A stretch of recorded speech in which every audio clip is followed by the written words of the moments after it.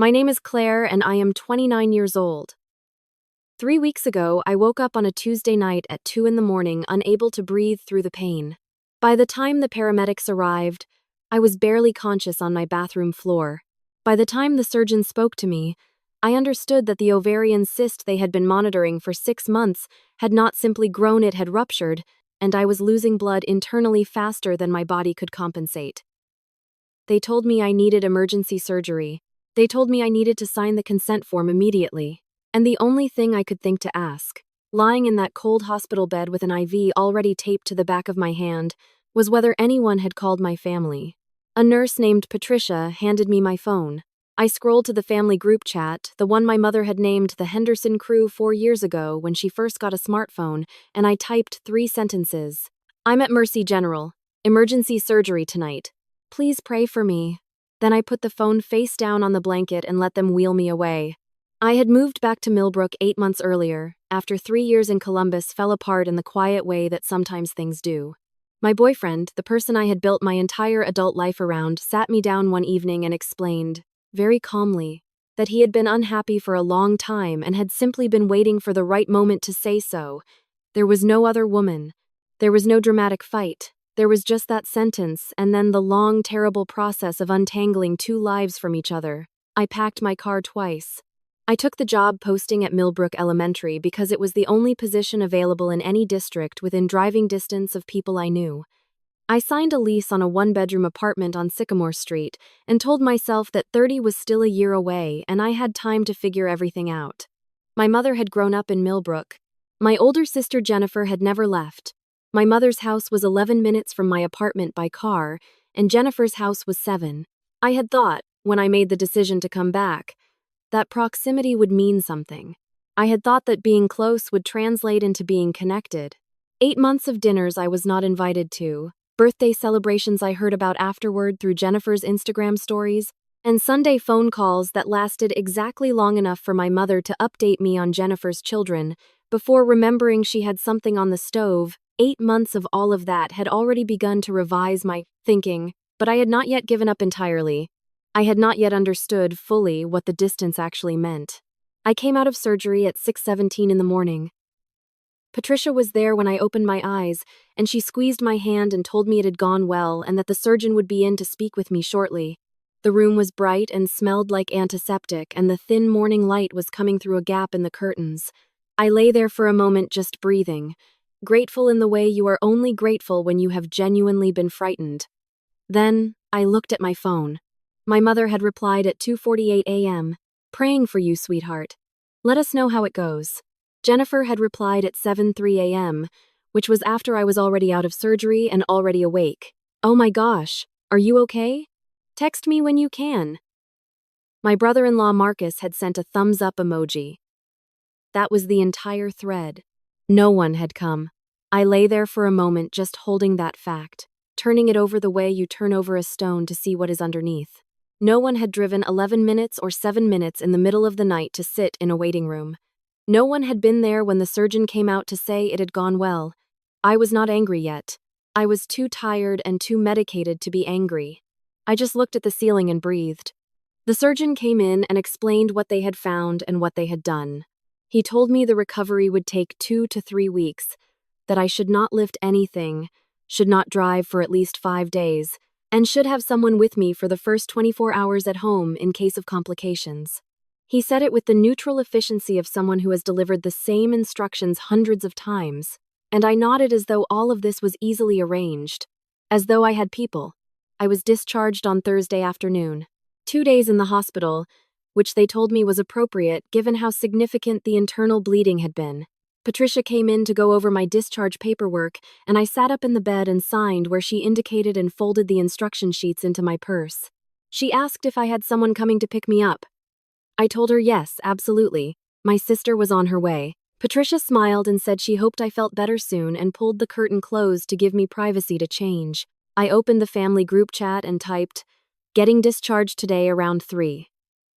Can someone pick me up from Mercy General? I can't drive for a few days." I watched the 3 dots appear beside my mother's name. They disappeared. They appeared again. Then, "Oh, honey, I would, but I have my water aerobics class and then dinner with Aunt Ruth tonight. Can't you use one of those car apps? The three dots appeared under Jennifer's name almost immediately. Sorry, Claire. Marcus's parents are in town this week. It's kind of crazy here. Uber should be pretty quick to the hospital, though. I sat there reading those messages for what felt like a long time but was probably 30 seconds. Then I typed, "No worries, I'll figure it out." I put my phone in my purse and finished getting dressed, moving slowly because the incision site pulled with every twist of my torso, and I did not let myself think about it yet. I just moved through the necessary steps. Shoes, coat, purse strap over the shoulder that did not pull at the stitches, one foot in front of the other down the hallway to the elevator.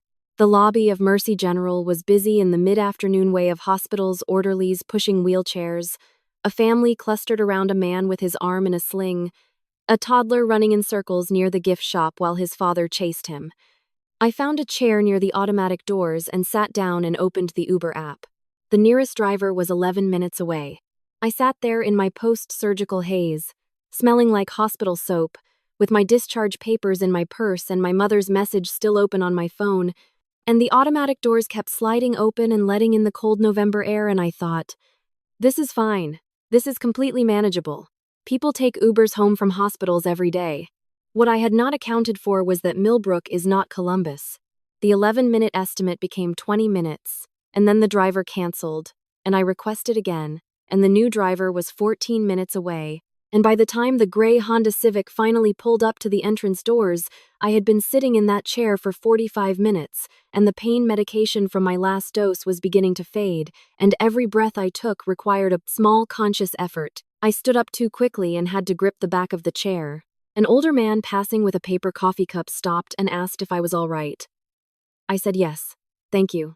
I'm fine. He looked at me for a moment, and then, instead of walking away, he said, "Let me help you to your car." His name was Gerald. He was 63 years old, and he had been at the hospital because his wife was in for a hip replacement, and he had just come down to get coffee from the lobby machine because the coffee on the third floor was, in his words, genuinely undrinkable.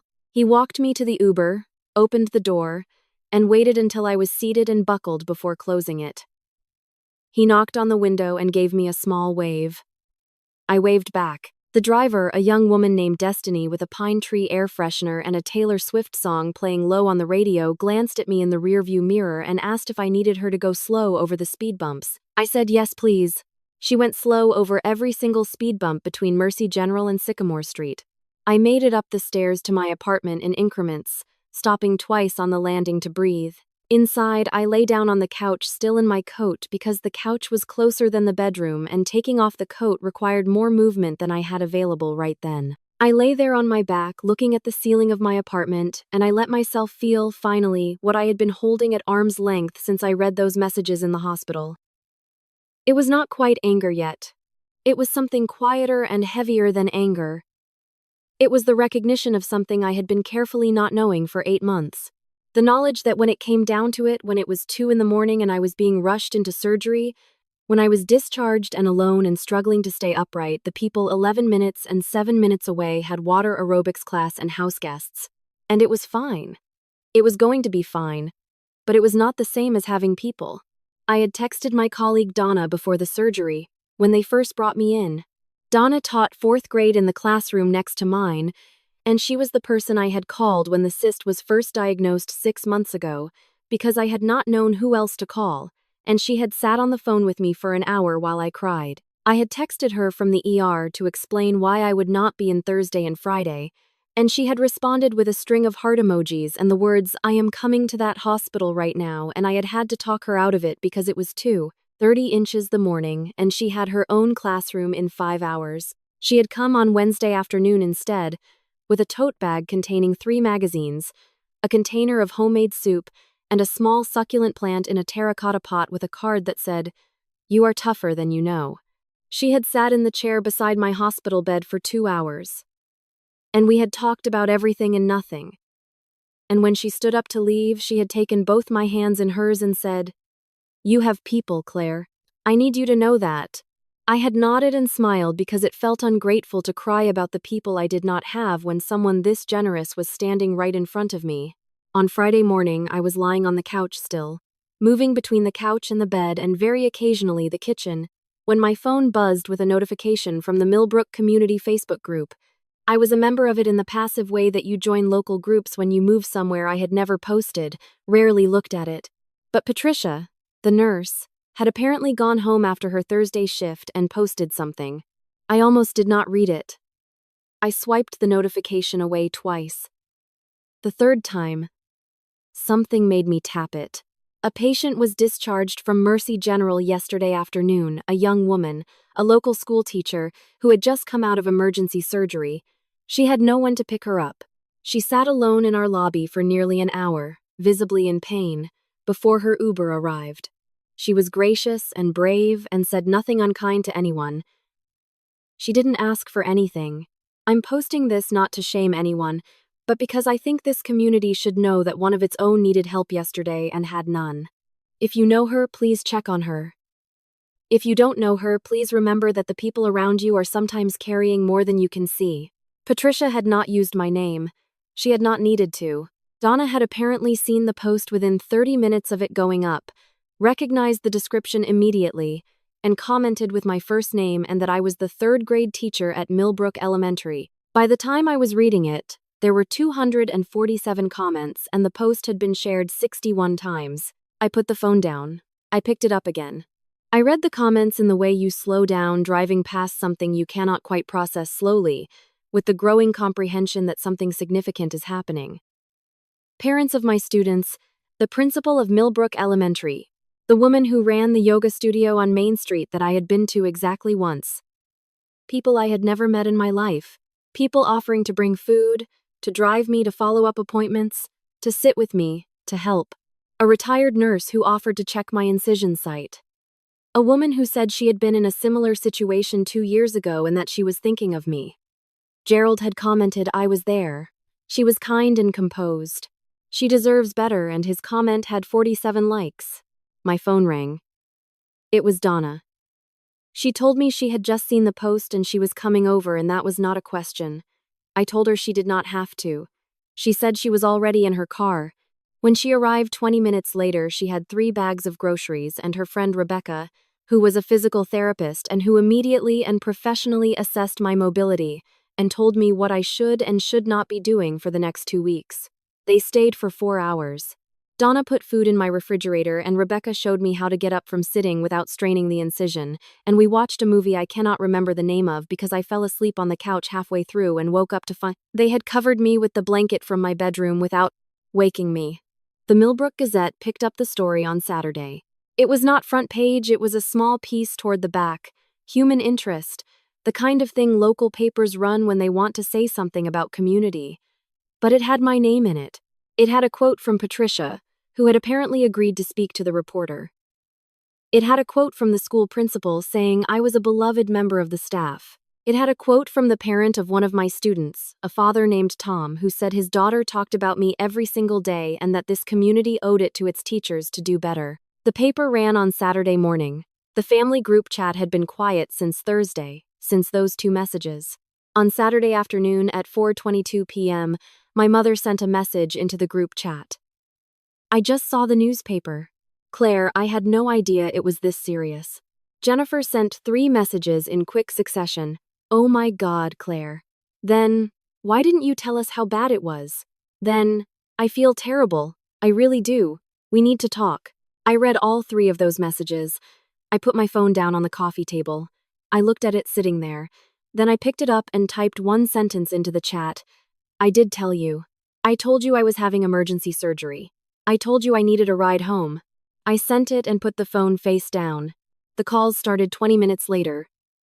My mother first, then Jennifer, then my mother again. I let them go to voicemail. I was not ready yet. I was sitting in my apartment that was fuller than it had been in 8 months. There were flowers on the kitchen counter from Donna, a casserole dish in the refrigerator from a woman named Barbara who had dropped it off with a handwritten note, a succulent plant on the windowsill, and I was not ready to hear what my mother and sister would say in their own defense. I knew what they would say. I had heard versions of it before. We didn't know. We didn't understand. You should have said something more clearly. And maybe all of that was true. But the absence of what I needed had not required any ambiguity. The text had been plain. The message had said emergency surgery. The second message had said I can't drive. Can someone pick me up? There was nothing in either of those sentences that required interpretation. Rebecca came back on Sunday with a bag of things she had thought I might need: a grabber tool for things on high shelves, a long-handled bath brush, a wedge pillow. She sat at my kitchen table and we drank tea, and she talked about her work and her kids and a trip she was planning to Costa Rica, and it was the most normal I had felt in a week. When she left, she hugged me carefully around the incision site and said to text her if I needed anything. I believed she meant it. That was new, that believing. It was something I was still getting used to. On Monday, I listened to my mother's voicemail. She said she was sorry. She said she had not understood how serious it was. She said she loved me and that she had failed me and that she wanted to make it right. She said it in the way she said most things: quickly, efficiently, moving from point to point with the forward momentum of someone checking items off a list. There was a pause at the end of the message, a longer one than I expected, and in the pause she said, I think I have not been a very good mother to you. I don't know when that happened. I don't know how to fix it, but I want to try, if you'll let me. I listened to that message 3 times. I did not call her back that day. I called her back on Wednesday, when I was feeling more like myself. When the pain was more manageable and the fog of the first week had lifted somewhat. I told her I appreciated her message. I told her I needed time.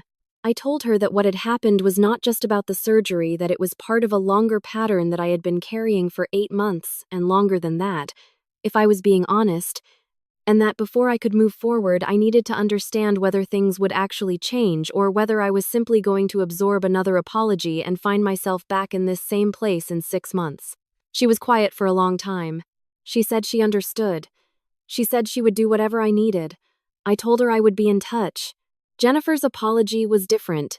Jennifer's apology arrived via text, which told me something, and it was long, very long.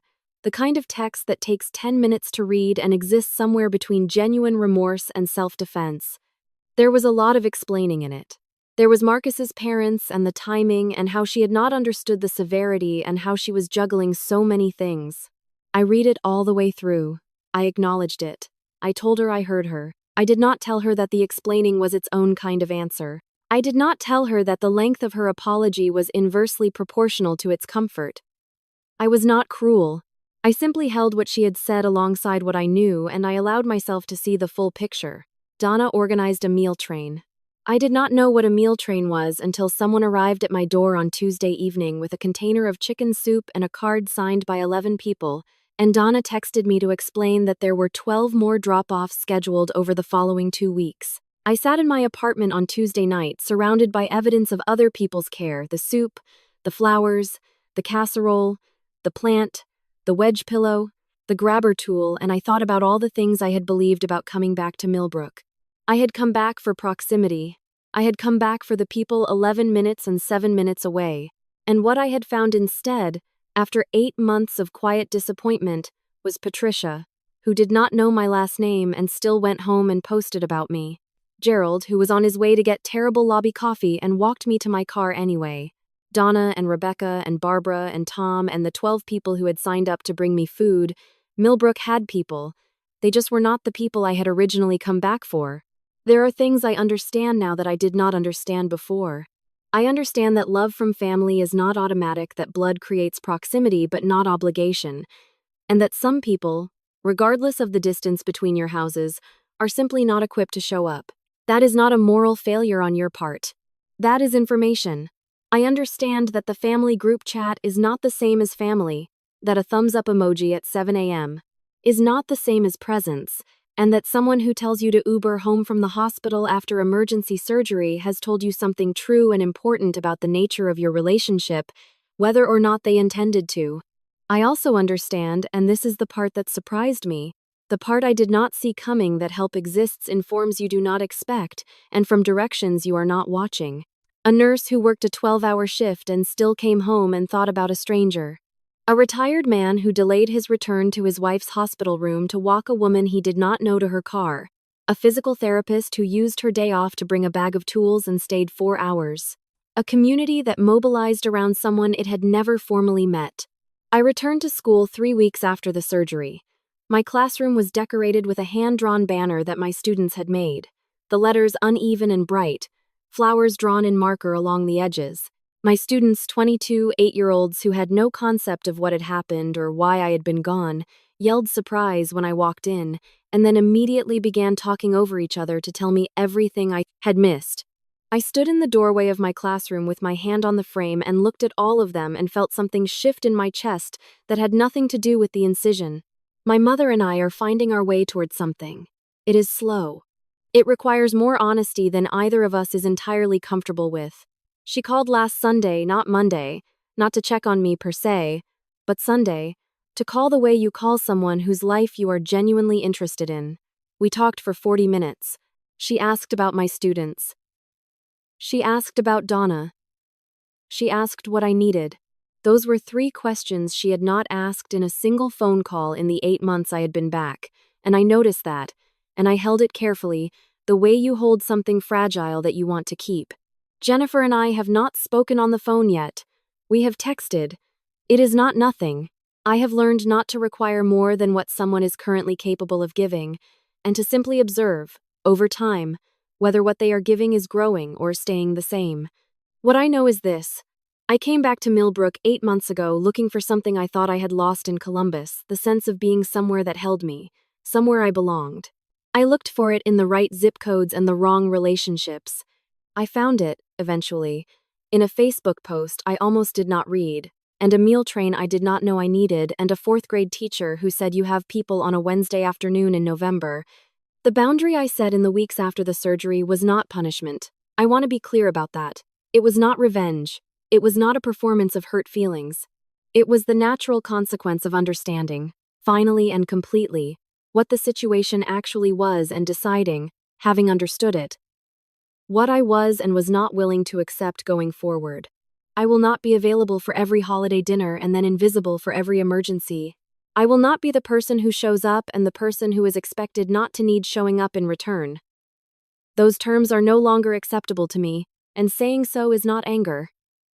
It is self-knowledge.